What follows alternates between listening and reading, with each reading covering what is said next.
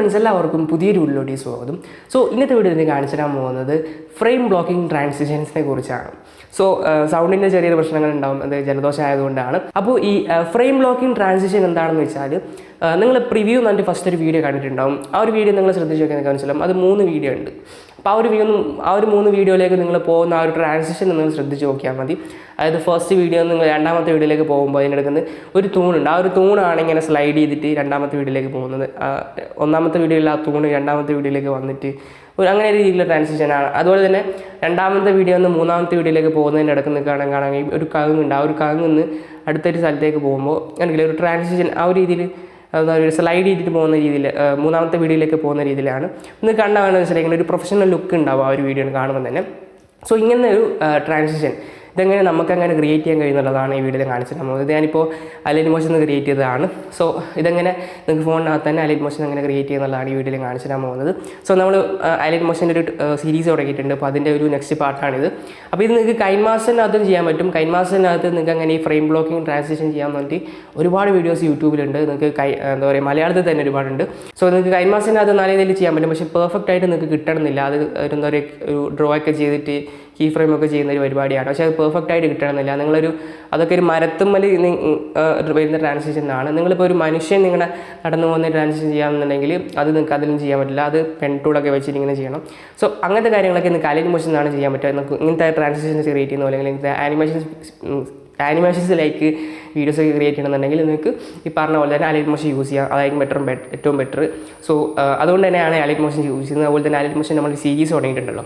So ഇത് സിമ്പിളായിട്ട് നിങ്ങൾക്ക് ചെയ്യാൻ കഴിയും. ഞാനിപ്പോൾ 2 രീതിയിലാണ് ചെയ്യാൻ പറയുന്നത്. ഒന്ന് പെട്ടെന്ന് തന്നെ ചെയ്യാൻ പറ്റുന്ന ഒരു വഴിയാണ്. അപ്പോൾ അതിൽ പെർഫെക്റ്റ് ആയിട്ട് കിട്ടണമെന്നില്ല.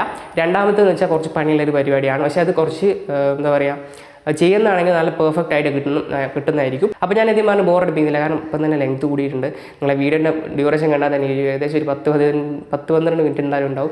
അപ്പോൾ അതേ പറഞ്ഞ് ബോറടിപ്പിക്കുന്നില്ല, നമുക്ക് നേരെ വീഡിയോയിലോട്ടേക്ക് പോകാം. അപ്പോൾ അതിന് മുമ്പ് നിങ്ങൾ അലൈറ്റ് മോഷൻ ഇൻസ്റ്റാൾ ചെയ്തതാണെങ്കിൽ ക്രോം പോയിട്ട് Alight Motion mod application download എന്ന് സെർച്ച് കൊടുക്കുക. അതിനുശേഷം നിങ്ങൾ അതിലേതെങ്കിലും വെബ്സൈറ്റിൽ പോയി ഡൗൺലോഡ് ചെയ്യുക.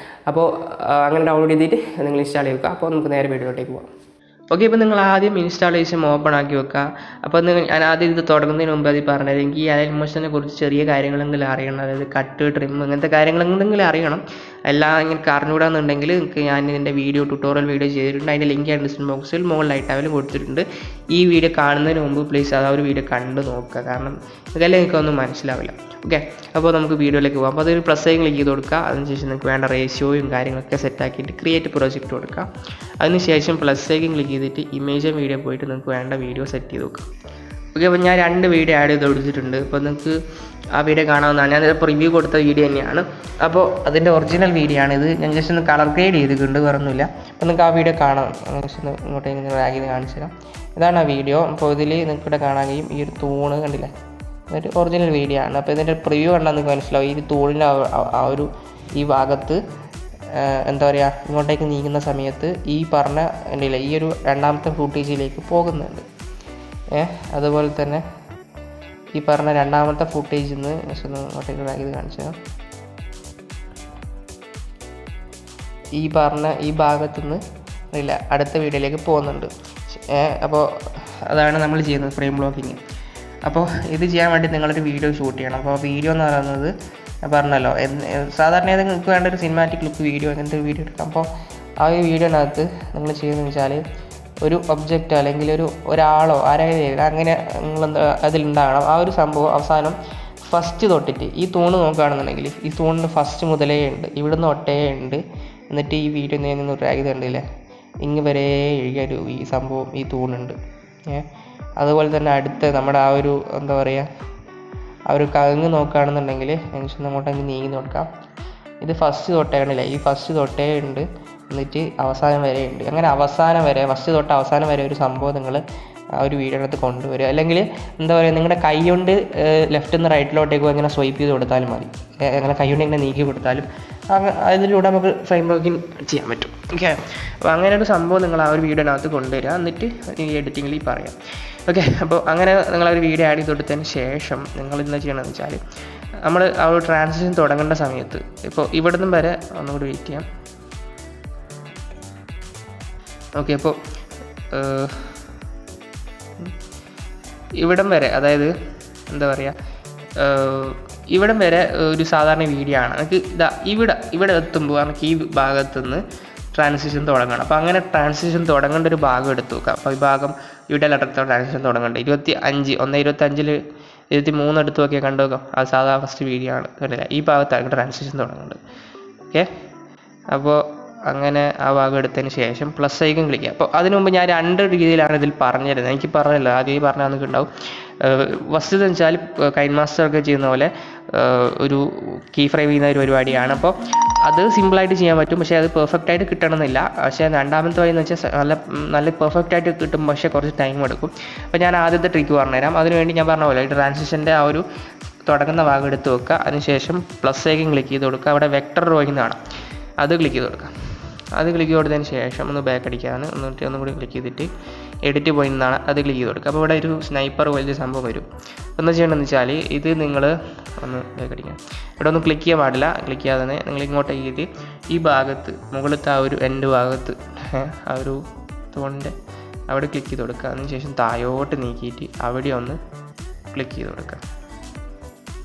അതിനുശേഷം എന്താ ചെയ്യേണ്ടതെന്ന് വെച്ചാൽ ഇവിടെ ഇതില്ല സംഭവം ഉണ്ടല്ലോ താഴെ, അതിങ്ങനെ ഡ്രാഗ് ചെയ്ത് കൊടുത്തിട്ട് ഇതിൻ്റെ അവസാനത്തെ എൻഡ് മേൽ ഇങ്ങനെ ക്ലിക്ക് ചെയ്ത് കൊടുക്കുക.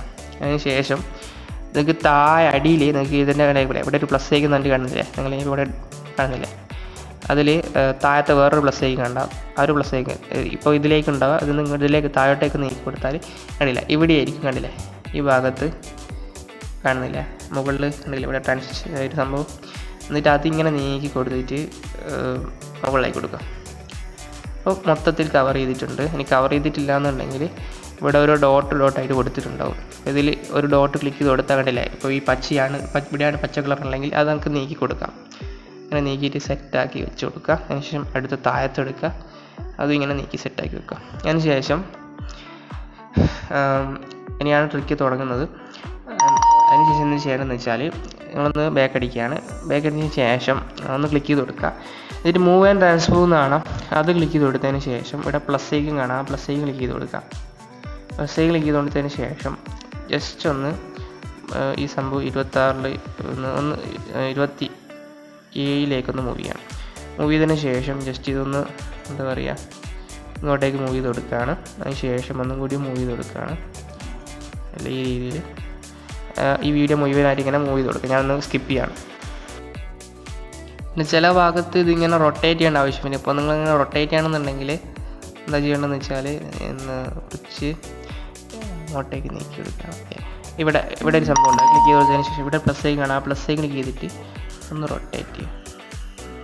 റൊട്ടേറ്റ് ചെയ്യുമ്പോൾ ശ്രദ്ധിക്കുന്നത് വെച്ചാൽ ഈ ഭാഗം കാണാൻ പാടില്ല, അവിടെ ഒരു വയലറ്റ് ആയിട്ട് തന്നെ വരണം, ആ ഒരു കളർ തന്നെ വരണം. എന്നിട്ട് ഒന്ന് ഇങ്ങോട്ടേക്ക് നീക്കി കൊടുക്കുക. എന്നിട്ട് അടുത്തതിൽ ഈ പറഞ്ഞ റൊട്ടേഷൻ ചെയ്ത് കൊടുക്കുക. ഓക്കെ, അങ്ങനെ സെറ്റ് ഞാൻ ഫുള്ളായിട്ട് അങ്ങനെ ആക്കി സ്കിപ്പ് അടിക്കുകയാണ്. ഓക്കെ, അപ്പോൾ നമ്മൾ അപ്പോൾ അങ്ങനെ ചെയ്തിട്ടുണ്ടെങ്കിൽ ചെയ്യണമെന്ന് വെച്ചാൽ ബാക്ക് അടിച്ചതിന് ശേഷം ഒന്ന് പ്ലേ ചെയ്ത് കാണിച്ചു തരാം. ഓക്കെ, പ്ലേ ചെയ്യുമ്പോൾ എന്തായാലും ഇല്ല ലാഗ് ഉണ്ടാവും. ഫസ്റ്റ് ചെറിയ മിസ്റ്റേക്ക് ഉണ്ട്. ഓക്കെ, അതൊക്കെ പോട്ടെ. ഇനിയിപ്പോൾ എന്താ ചെയ്യേണ്ടതെന്ന് വെച്ചാൽ ഈ ഒരു ഭാഗത്ത് ഞാൻ ഒന്ന് സ്കിപ്പ് ചെയ്തിട്ട് വരാം. ഓക്കെ, അപ്പോൾ നമ്മൾ ചെയ്തിട്ടുണ്ട്. ഇനി എന്താ ചെയ്യേണ്ടതെന്ന് വെച്ചാൽ നിങ്ങൾക്ക് ഇവിടെ അല്ലേ ആ ഒരു വീഡിയോ കറക്റ്റ് ആ ഒരു രീതിയിൽ പ്ലേ ആക്കിയിട്ട് നിങ്ങൾക്ക് ഇത്ര പെർഫെക്റ്റ് ആയിട്ട് ആക്കണമെന്നൊന്നുമില്ല. ഞാനിപ്പോൾ കുറച്ചും കൂടി പെർഫെക്റ്റ് ആയിട്ട് കിട്ടേണ്ടിയിട്ടാണ്. അപ്പോൾ കാരണം അത് ട്രാൻസിഷനാണ്, നമ്മൾ അധികം ശ്രദ്ധിക്കുന്നില്ല. അപ്പോൾ ഈ ഒരു സംഭവം ഉണ്ടല്ലോ, ഈ രണ്ടാമത്തെ വീഡിയോ എടുത്തിട്ട് അതുമേലെ ഡ്രാഗ് ചെയ്ത് കൊടുക്കാം.